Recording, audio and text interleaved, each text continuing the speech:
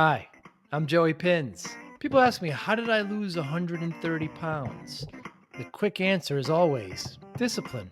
I started my business, wasn't paying attention to my health, was eating too much, drinking too much sweets. My daughter was born. Next thing I know, I'm pre diabetic, I have hypertension. I knew something had to change. Discipline. I, like many of you, have faced many challenges in your career, in your family, in your life, in your faith. How did you attack them? How did you approach them? How did you solve them, hopefully? It all had to have some degree of discipline. I'm also asked, how did you found and start a tech business that lasted over 25 years? Discipline. I was committed to it, enjoyed technology, didn't enjoy some aspects of it, but knew it was necessary. Discipline. Our podcast mission: how do we use discipline to better ourselves and society? Join me, please, as I talk to interesting people and discuss how they use discipline in their family and their passion and their careers and how it helped them. Our podcast vision: growth through learning from others. Joey Pins Discipline Conversations. It'll be light and serious. Join us, please. Thank you for consideration. Two. What should we know about Do I have- mountain do I have climbing? You look anything in my great. teeth? You look great. What should people know about mountain climbing? What should people know about mountain climbing? Honestly, it's easier than people expect. Really? I swear to God. It's I remember my very first climb. A couple of colleagues, you may know them, Craig and David, Do? invited me to go climb a 10,000 foot peak in Washington, Mount Baker, and I went to Sports Authority, got $80 boots. I've got a JanSport backpack, rented some crampons. About 11 hours into the day, we summited. But being a novice, I was shocked at how successful I was at that point in time, without having any background in mountain climbing. So I felt pretty confident about that. On the way down, this is something else that you should know. Yes. It can be painful. Painful. Yeah, stress on your knees. You're going, 10, 15, 20 miles, depending upon the length of the climb. And that's what really holds a lot of people back, I think. It's like, but yeah, on the way down, knees were sore. I don't have those problems anymore because I'm, I guess you'd say trained, or Yes. I've acclimatized to the pain. My body got prepared for it more, but yeah, it's definitely something that anybody can do. Obviously, here in Florida, it's a little bit difficult. Yes. We got that 400 foot peak for the state summit. But if you venture out, even in the Great Smoky Mountains, the Appalachians, like there's great hikes there. The Rockies are, a plethora of mountains. If you go to Denver, I mean, they're so concentrated in that area. You can't go a mile almost without running into a 14er, which is like a huge, task that a lot of the Coloradians try to achieve is, hey, let's summit all the 14ers out there. Wow. How many have you done? I couldn't tell you. I've lost count. So early on, we were doing the 14,000 foot peaks, and you'd bunch a few of them together. Like I said, they're so concentrated. One day, you fly out from Florida on a Friday, camp at the trailhead Friday night, summit one Saturday, potentially summit a second one if there's a ridge line connecting them. Summit one Sunday, perhaps fly back Monday. I've since stopped doing that. I've started doing a little bit more of the aggressive one. So it's like maybe 2 a year that I'm doing. Wow. But the preparation and the time away, I just say the investment is just much greater for those larger climbs. Now, I'm a private pilot. At 10,000 feet, we're known we need oxygen. So when you go to 14,000 feet, I mean, what is it like with no? What's it like? So early on, headaches, inability to breathe, you're almost exhausted, right? At about 13,000 feet, your body could start to just decay, right? At 26,000 feet, that's what they call the dead zone. So about half of that is 13,000 feet. You can absolutely feel the impacts of oxygen deprivation, right? The key to sustaining your health in those conditions is, I'm going to use the word again, acclimatizing, right? A lot of people joke, with me about using acclimatizing. They're like, no, it's acclimating. It's acclimatizing, Joe. What's the difference? No, the word acclimating doesn't actually exist. Oh, I see. People think it is. It's acclimatizing. I see. But yeah, you acclimatize, right? So whenever you venture, let's say to an area where it would be, kind of uncomfortable to be there, you can always sleep overnight, right? Your body will kind of mend to the conditions that you're in up to a certain point, right? So to prepare yourself for the strenuous exercises the following day, acclimatize the night over. Your body will now begin taking advantage of more of the oxygen. Your breathing will change. Your body will function a little bit differently. It'll be more prepared for the strenuous day after, right? And so whenever I talked about the more committed, longer climbs, sometimes you're doing that for days on end, right? You'll get to 11,000 feet. You'll sleep there a day or two, acclimatize, maybe do some active hikes, to prepare your body a little bit more. Go make a drop at the next camp, come back down because you can't carry all your gear, because if you have to survive for multiple days. So yeah, it's a process, right? Prepare your body as much as you can, and that's what usually leads to success. And how do you prepare for that climate? How do you train for that? It's shifted over the years, right?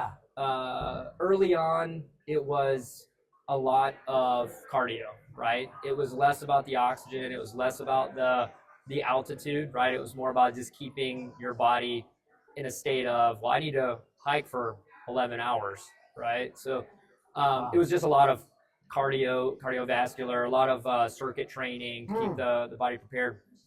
These days with some of the higher elevation ones, and whenever you do have to, instead of 11 hours, you're going for 11 days, right? So it's kind of shifted the training. Now it's months and months of preparing the appropriate muscles for the incline, right?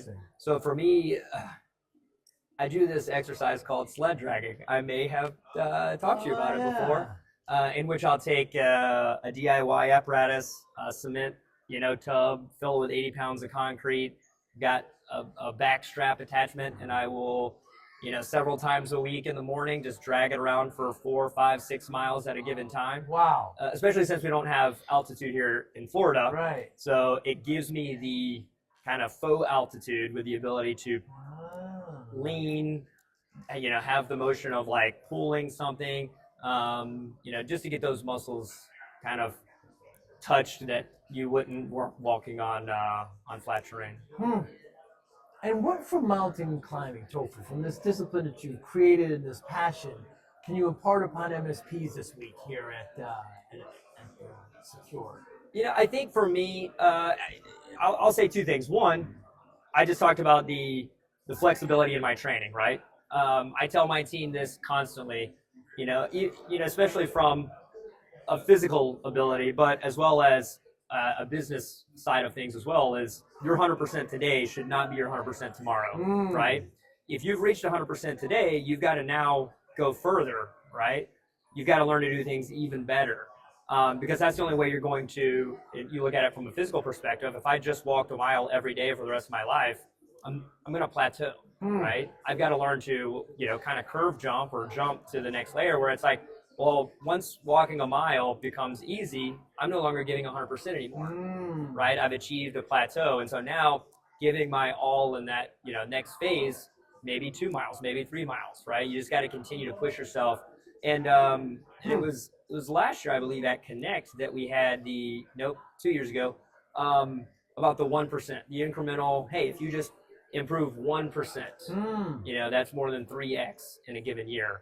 And so looking at mountain climbing, looking at the business operational side of things, those two are directly correlated, I think, right? The second thing is you have to be willing to put in the investment, right? I mean, a lot of people here, they're business owners, they've been with the organization since they were startups, and these guys have got to be committed to the cause, right? And in my situation, yes, the cause is getting to the summit, right? But at the same time, I tell, Andrea, my wife, this all the time, like getting to the top is optional, getting back is not, right? And that's the third party stakeholder that is at play, right? If anything were to happen, she would be the one that would, be the one negatively impacted. looking at MSPs, they got to be committed to the cause, because if they're not, now it's their customers that are also being negatively impacted in some ways, right? So you have to have that holistic mindset, I think. What are some of your goals this week? Well, I have a team here, Yes. right? My guys are here. Make sure their life's easy, number one. I got a breakout session here in about 6 minutes, so I Yes. want to make sure that goes well.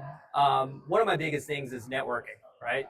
You were able to, of course, be over. Look at this great chat Yes, we're having. yes. This is what I want to have with every single attendee here, right? I want to get to know the good, bad, ugly, their trials and tribulations, so that I can take that back and, you know, make things at ConnectWise that much better, right? Evangelize that. Last but not least, have a good time, right? A lot of awesome people here, great network, great community, and you know, some of these events allow us to connect because we often only get to see each other twice a year, right? So a huge aspect there. Last but not least, I want to learn something, Yeah. right? I feel security. I'm a novice, right? I think so, or at least I would consider myself a novice, and it's a great place to just, you know, improve my skill set on that front. Do you have a challenge for MSPs this week if they're listening right now? Challenges for MSP. I don't want to do the connect, collaborate, you know, and connect, right? But it's one nugget, right? I don't care if you learn it from a breakout session, if you learn it from a ConnectWise colleague, if you learn it from the keynote, or if you just learn it while chit-chatting at the bar over drinks, right? Take home one little nugget that you find valuable, implement it, and I guarantee you, you know, you'll get the bug and you'll be here next year doing the exact same thing, right? So that'd be my challenge. Yeah, very cool. And what can vendors do better to help MSPs? I mean, I think the biggest thing, I'm going to use a ConnectWise term, obsess with partner success, right? Look at it from how you can improve their lives, their day-to-day. Because again, they're the ones that are the keepers of their customers' success, right? I talked earlier about the potential negative impact when it comes down to doing things wrong at an MSP level. As a vendor, put yourself in their shoes, understand what risks, what commitments are, you know, on the MSP's plate, and take that to heart, right? And invest in your group, invest in your products to help kind of alleviate some of those risks and worries on the MSP's behalf. Sound advice. Other than mountain climbing, what would people be surprised to hear about you personally, Topher? If I said I don't normally have a mustache, do you think? Yeah, I know. It's a new mustache. No, I do a lot of woodworking, right? That's right. I do a lot of woodworking, Yeah. so carpenter over here by Yeah. trade as well. Yeah. Topher, thanks so much for your Hey, time thank you, today. Joe. I appreciate it. Have You're a good the one, best. buds. Thank you for listening and or viewing Joey Pinn's Discipline Conversations. Please share this episode with one or two of your friends who you think may benefit from the episode. Our website, www.joeypins.com. There you'll find lots of resources and you could join our mailing list. Please follow us on all our social media, Instagram, Twitter, and Facebook. Podcast information, the video version of our podcast is on YouTube. Please subscribe. Audio is on all major podcasting platforms. Please follow them. And if you like it, please consider giving 5-star rating. Would really appreciate that. Thank you again for listening or watching Joey Pinn's Discipline Conversation.